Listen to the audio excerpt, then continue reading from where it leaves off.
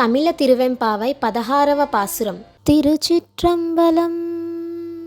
முன்னீ கடலை சூருக்கு எழுந்துடையாள் என்ன திகழ் தெம்மை ஆளுடையாள் கிட்டிடையின் மின்னி பொழிந்த எம்பிராட்டி திருவடி மேல் பொன்னும் சிலம்பில் சிலம்பி திருப்புருவம் என்ன சிலை குலவி நந்தமையாளுடையாள்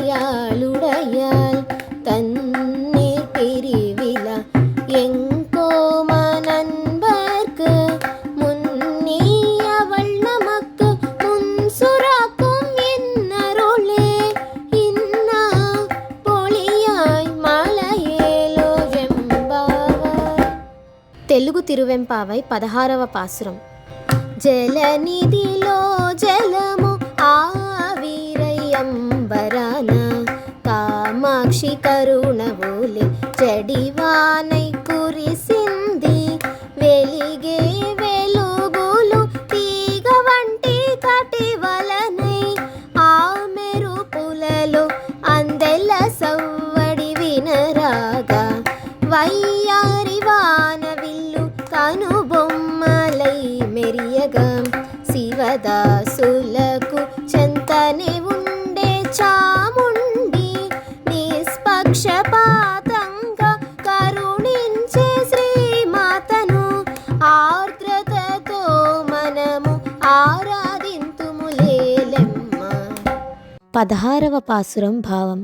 ఎలాగైతే సముద్రంలోని నీరు ఆవిరిగా మారి ఆకాశాన్ని చేరి వర్షం కురిపిస్తుందో అలాగే జగన్మాత అయిన లలితాదేవి తన కరుణని మనందరిపై కురిపిస్తుందట.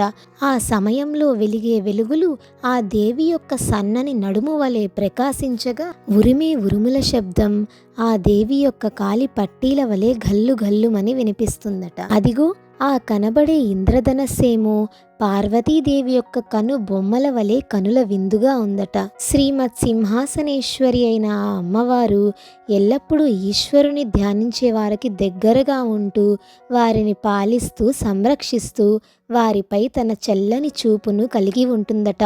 ఓ చలి, లేచి నువ్వు కూడా వర్షం ఎలాగైతే భేదం లేకుండా సమానంగా అన్ని స్థలాల్లో కురుస్తుందో అలా మనందరిపై తన దయను సమానంగా ఉంచే తల్లి గురించి సిరులేల శ్రీలలిత నీ దయ ఉంటే చింతలేల నీవేమా చెంతని ఉంటే అంటూ గానం చేద్దాం రావమ్మా అని అర్థం.